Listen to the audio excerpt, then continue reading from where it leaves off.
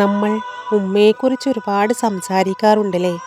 എന്നാൽ ഒരു വാക്ക് പോലും പരാതി പറയാതെ, ഉള്ളിലെ സങ്കടങ്ങൾ ആരോടും പങ്കുവയ്ക്കാതെ നമുക്ക് വേണ്ടി ഒഴുകിത്തീരുന്ന ഒരു മെഴുകുതിരിയുണ്ട് വീട്ടിൽ, നമ്മുടെ ഉപ്പ.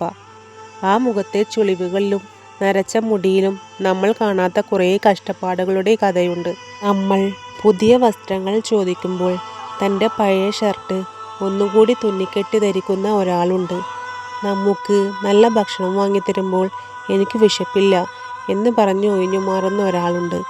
കത്തുന്ന വെയിലിലും കൊടും തണുപ്പിലും ഉപ്പ പണിയെടുക്കുന്നത് തൻ്റെ മക്കൾക്ക് ഒരു കുറവും വരരുത് എന്ന് കരുതി മാത്രമാണ്.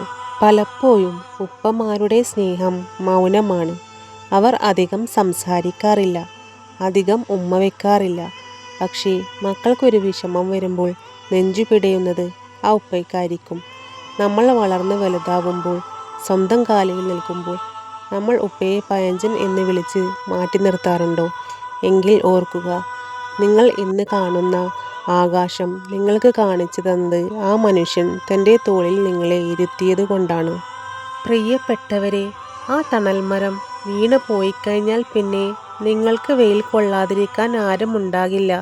ഉപ്പ കൂടെയുള്ളപ്പോൾ ആ കൈകളിൽ ഒന്ന് പിടിക്കുക, വിശേഷങ്ങൾ ചോദിക്കുക, ആ സ്നേഹം ആസ്വദിക്കുക.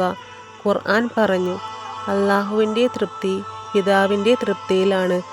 നിങ്ങളുടെ ഉപ്പയുടെ കണ്ണൊന്ന് നിറഞ്ഞാൽ അത് നിങ്ങളുടെ സ്വർഗത്തിലേക്കുള്ള വാതിൽ അടയ്ക്കുന്നതിന് തുല്യമാണ്. അല്ലാഹുവേ, ഞങ്ങളുടെ ഉപ്പമാർക്ക് നീ ആരോഗ്യവും ദീർഘായുസ്സും നൽകണേ. മരിച്ചുപോയ ഉപ്പമാർക്ക് നീ സ്വർഗം നൽകി അനുഗ്രഹിക്കണമേ. ആമീൻ യാ റബ്ബൽ ആലമീൻ.